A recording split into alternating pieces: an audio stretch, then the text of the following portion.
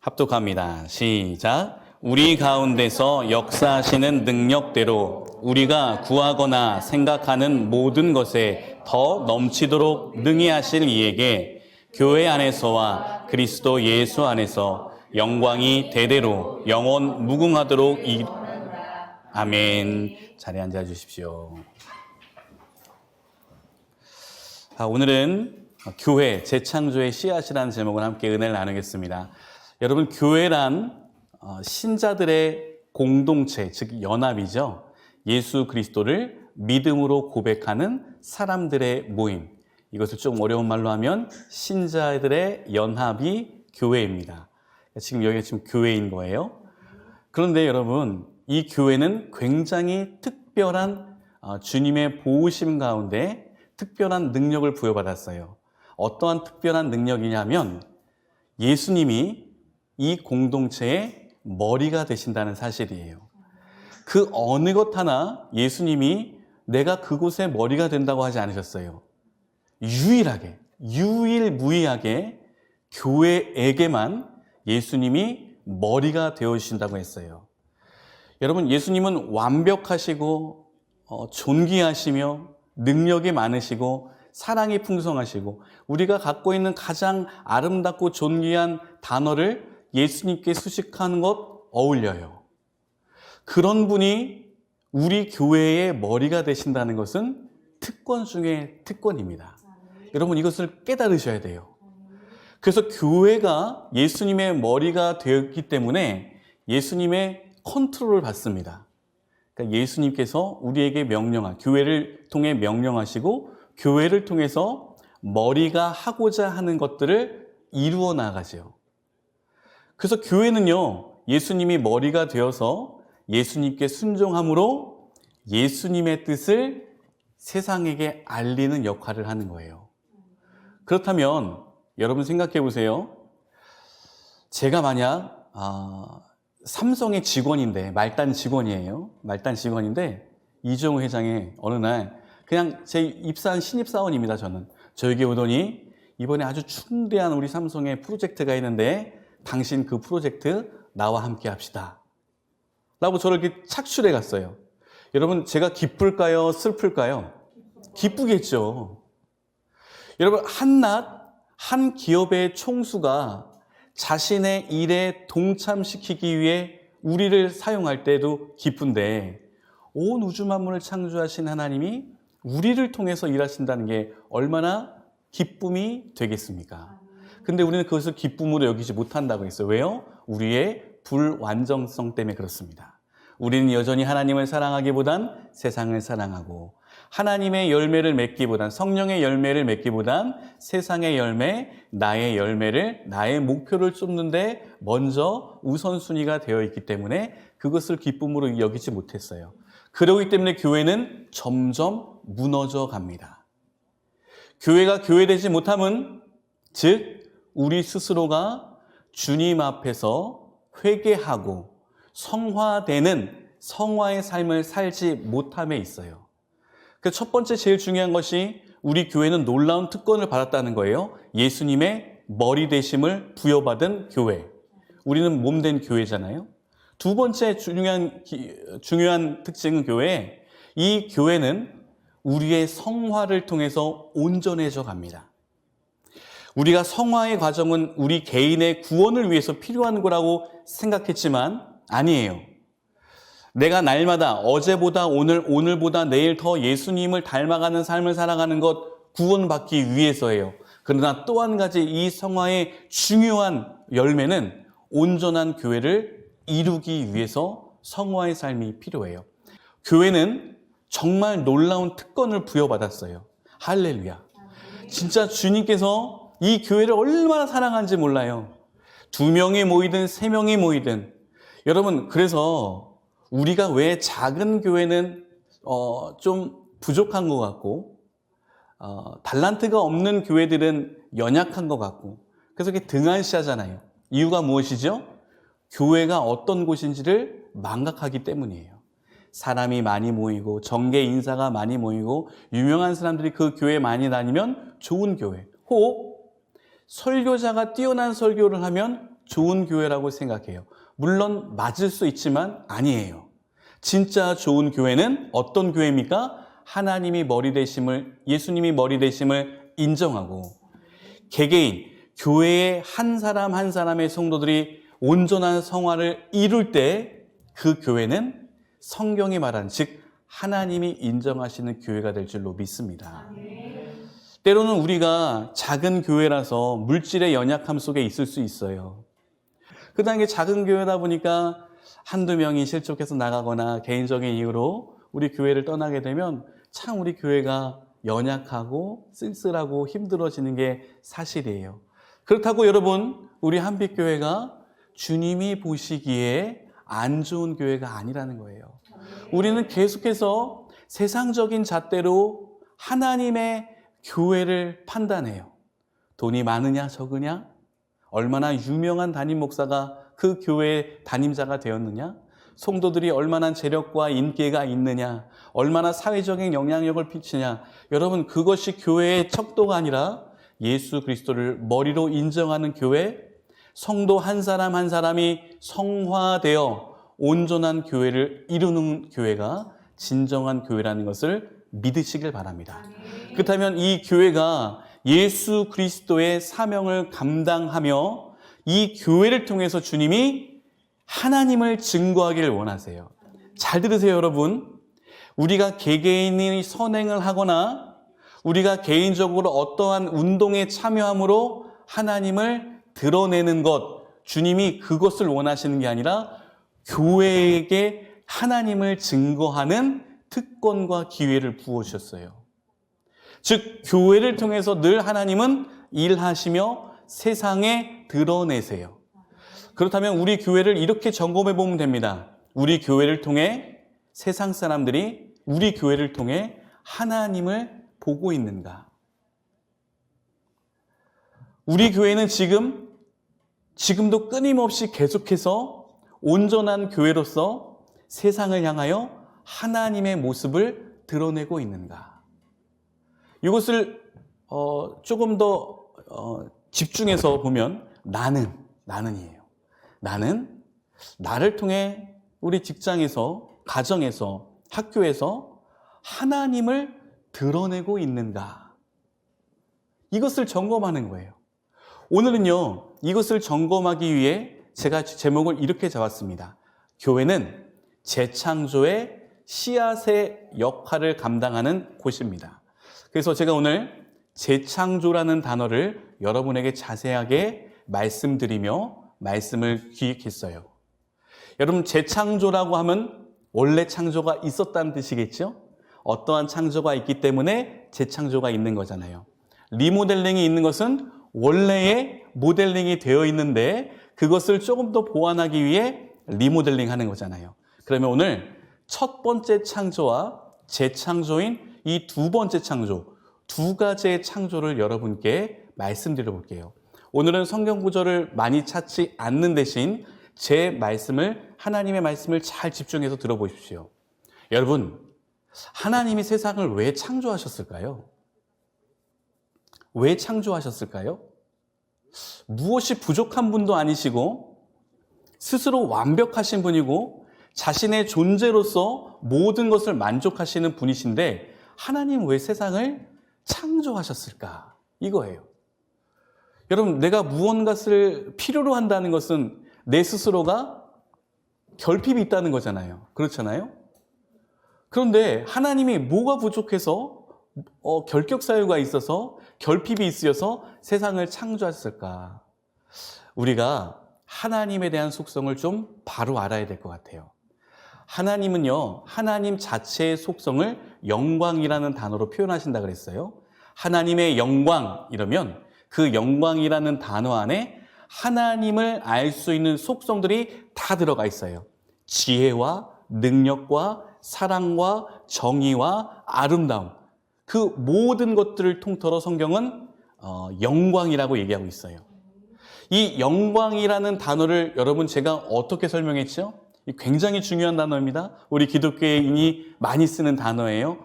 은혜, 감사, 회개, 영광 굉장히 많이 쓰잖아요. 이 영광을 우리나라 말로 번역하게 되면 무게감이라고 얘기했어요. 무게감은 뭐죠? 한 사물이 갖고 있는 고유의 존재감이에요. 우리는 저마다 무게감이 있어요. 저마다 영광이 있는 거예요. 히브리어를 번역하면 조인이의 영광, 신선이의 영광, 이혜련의 영광, 다 영광이 있어요. 여러분, 각자의 영광이 있다는 것은 각자의 존재성과 그 근엄성을 갖고 있다는 거예요. 그런데 사물마다 영광의 크기가 다르지요. 개미의 영광과 사자의 영광은 달라요. 그렇죠? 개미가 갖고 있는 존재감, 그 무게감과 사자가 갖고 있는 무게감 달라요. 제가 좀 이 예화가 맞는지 모르겠으나 지금 저 문을 열고 제가 이렇게 예화를 드렸던 것 같아요. 로운이가 이제 아장아장 걸어 들어와요. 그럼 이제 저 문을 열고 로운이 맞죠? 감자 긴장돼.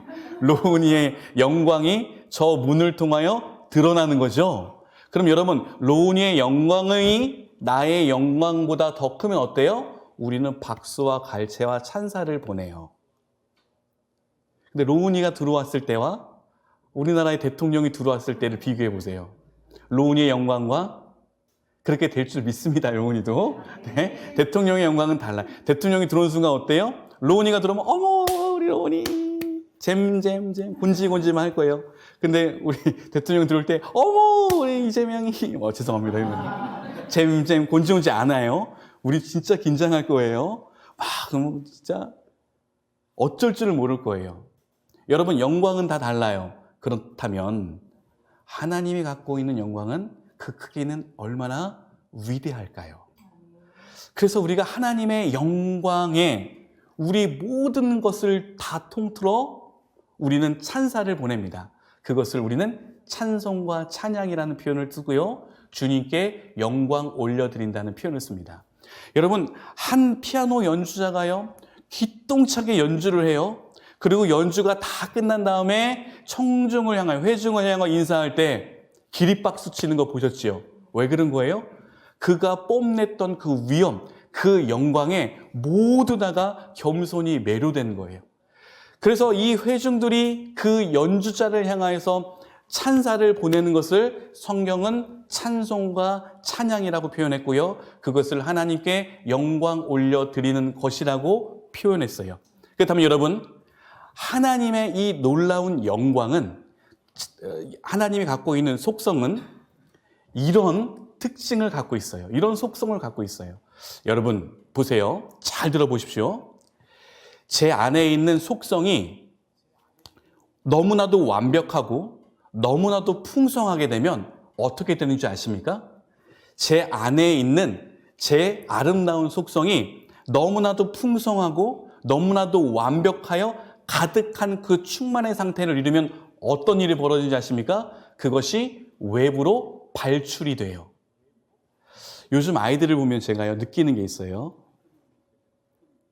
길을 가더라도 창피하지 않고 아이돌 춤을 춰요. 정말 놀라운 영상을 제가 봅니다. 저희 용현호동 길거리에 보면은 오락실이 하나 있는데, 오락실 외부에 스피커가 달렸는데 그 오락실 내부에서 나오는 오락 게임기의 DDR 같은 그 게임기에 나오는 가요가 밖으로 나와요. 굉장히 크게 나와요. 근데 거기를 지나가는 초등학생, 여학생들이 그 음악을 들으면요, 자기도 모르게 아이돌이 막 돼요. 제가 다 추지는 못하면, 완벽하게 출 수 있지만 추지 않습니다. 왜 그럴까요, 여러분? 그 아이에 있는 댄스 본능이 너무나도 충만하여 외부로 발출되는 거예요.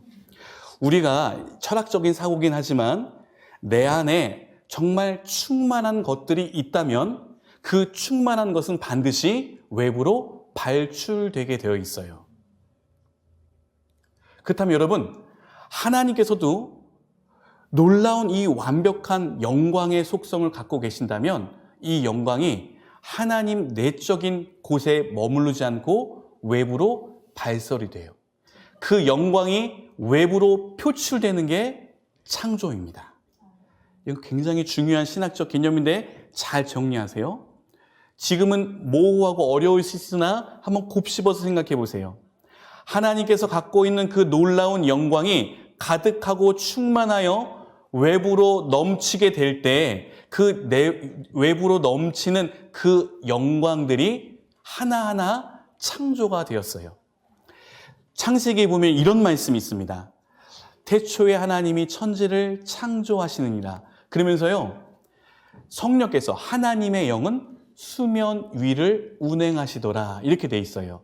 사실 이 운행하시더라는 이 우리나라의 표현이 어디를 막 이렇게 유유자적하게 흘러가시더라라고 이렇게 생각되어지는데, 히브리 원어에 보면요, 하나님의 영은 수면 위에 운행하시더라를 지적하면 하나님이 그 수면을 감싸 안고 계시더라라는 뜻이에요. 즉, 암탉이 알을 품는 것 같이 하나님의 영인 성령께서 이 모든 수면을 감싸 안고 있다는 거예요. 이 수면은 어떤 뜻이 있냐면요, 모든 사물의 재료, 진료를 얘기해요. 그러니까 성령께서 이 우주 만물을 창조할 수 있는 재료들을 당신의 품 안에 가득하게 품고 있다가 하나님의 영광으로 인하여서 품고 있는 재료들이 영광에 의해 하나씩 발출되는 거예요. 그래서 창조가 되는 거예요. 여러분 잘 따라오셔야 됩니다. 잘 따라오셔야 돼요. 그래서 여러분, 창조된 피조물들은 성령 안에서 창조된 것이기에, 그리고 하나님의 영광이 발출된 것이기에 피조물들에게는 하나님의 영광이 드러나게 되어 있어요. 제가 예전에 신학교 학부 시절 때 창조과학이라는 수업을 들었습니다. 이 진화론자와 창조론자의 이 대립, 서로 하는 그 주장을 어떻게 우리가 성경적으로 풀 거냐, 뭐 이런 수업이었어요. 그 중에 제가 굉장히 흥미로웠던 것은, 우리 친구들, 우리 학생들도 아마 생각날 거예요. 생물 시간에 보면 모든 포유류들의 첫 태아의 모습은 같지 않나요? 이렇게 해마처럼 꼬부라져가지고. 여러분 거의 다 비슷해요. 그래서 모든 포유류들의 그 태아가 다 똑같이 생겼어요. 이렇게 꼬부라져가지고 구자 모양의 해마같이 생긴 거예요. 그래서 진화론자들은 봐라, 이게 하나의 존재에서 수천 년, 수만 년이 지나면서 어떤 것은 고양이, 사자, 사람 이렇게 진화한 거다 하는데, 창조과학에서는 이렇게 표현합니다. 온 우주 만물을 창조한 조물주가 한 사람이기 때문에 메인 아이디어는 동일할 수밖에 없다. 이렇게 주장했어요. 저게 거기서 많은 인사이트를 얻었습니다. 여러분 보세요. 하나님이 갖고 있는 영광의 속성이 충만하여 발출되어 성령 안에 있었던 모든 진료들이 창조되기 시작하면 그 창조되는 하나하나의 온 우주 만물의 모든 피조 세계에는 하나님의 영광이 깃들어져 있습니다. 제가 물론 미술을 좋아하진 않지만 가끔 가다가 미술 시사회를 설명해 주는 다큐멘터리를 보면 나레이터들이 이렇게 얘기해요. 이 그림에는 작가의 혼이 깃들어져 있습니다. 전 잘 모르니까 대충 물감 뿌려놓은 것 같은데, 이 보십시오. 이 터치감을 보시고 이 색감을 보십시오. 이 예술가의 혼이 깃들어져 있습니다. 여러분, 이 미술로 가지 않아도 돼요. 우리가 음악을 들어보십시오. 베토벤, 모차르트, 아니면 작곡하는 우리 가요 작곡하는 작곡가들 보면 자신의 사상과 자신의 혼을 음악에 담아 표현해서 창조한 거예요. 문학 작품이 다 그런 거잖아요. 그렇기 때문에 여러분, 모든 피조물들은 하나님의 영광이 담겨져 있어요. 그래서 그들은 각자 고유의 하나님의 영광을 드러내게 되어 있어요. 무슨 말인지 알겠죠?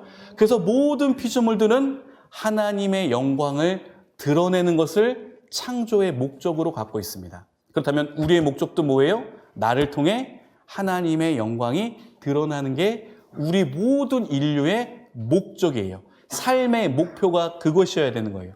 그런데 어느 날 아담과 하와가 죄를 범함으로 하나님의 영광에 이르지 못하게 되었어요.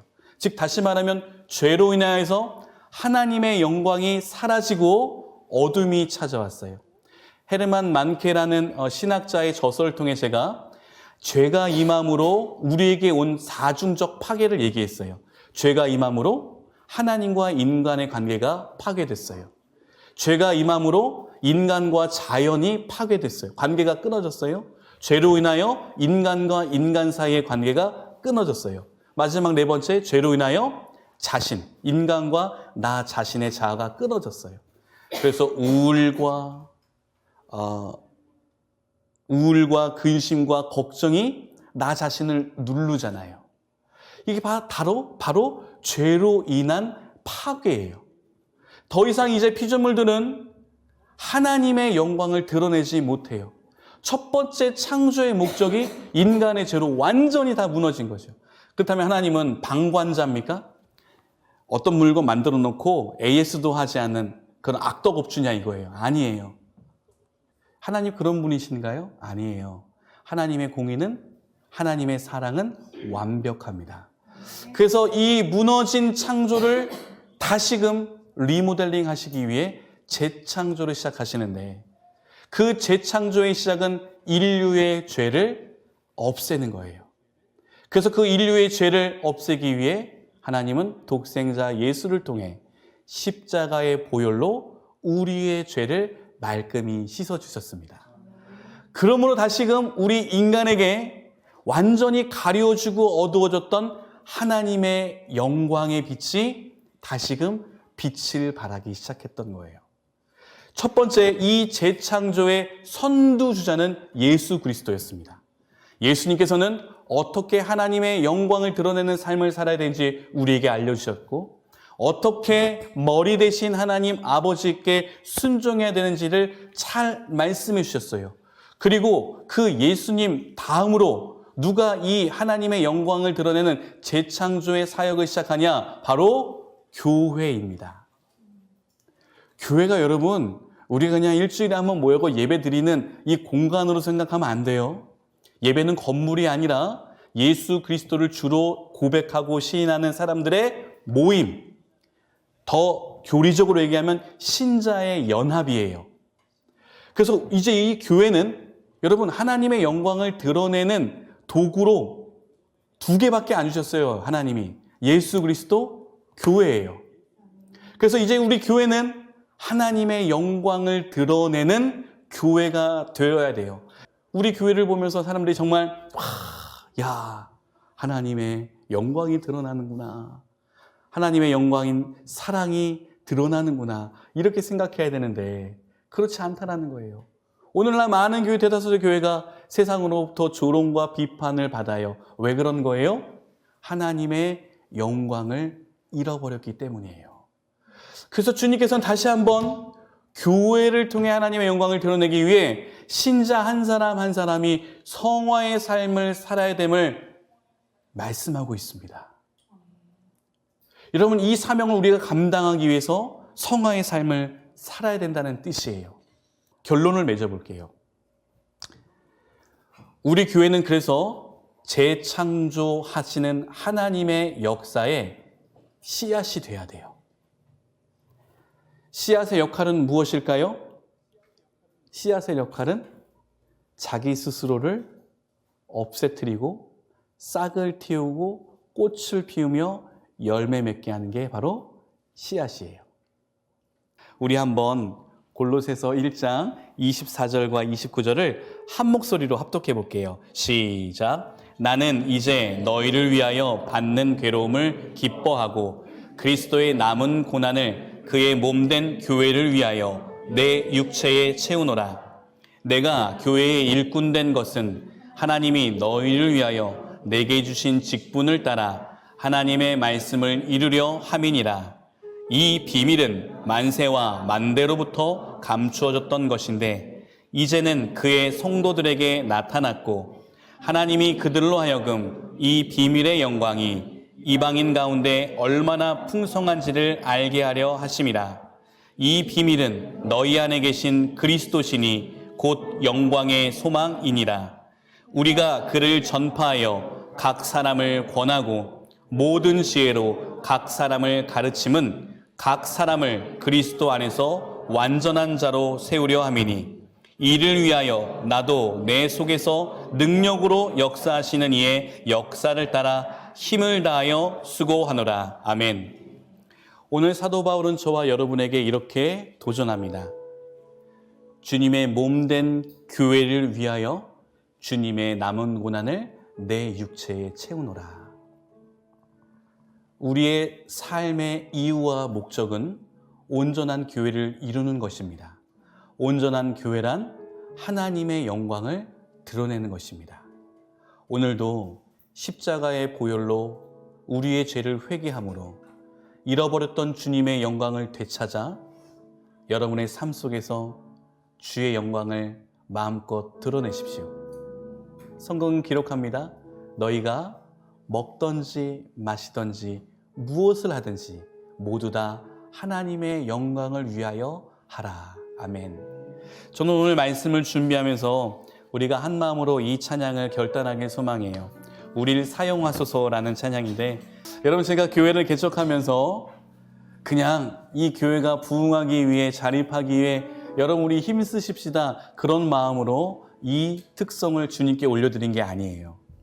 진짜 교회다운 교회가 되기 위해 비록 힘들고 어렵지만 예수님을 닮아가는 성화의 삶을 살아나가는 거예요. 전 영역에서요, 여러분. 출세의 영역, 물질의 영역, 건강의 영역, 자녀의 영역, 내 모든 삶의 영역에서 하나님의 영광을 드러내기 위해, 그분의 영광이 되기 위해 우리가 진짜 성화의 삶을 살아야 된다는 그 일념으로 이 찬양을 주님께 올려드렸습니다.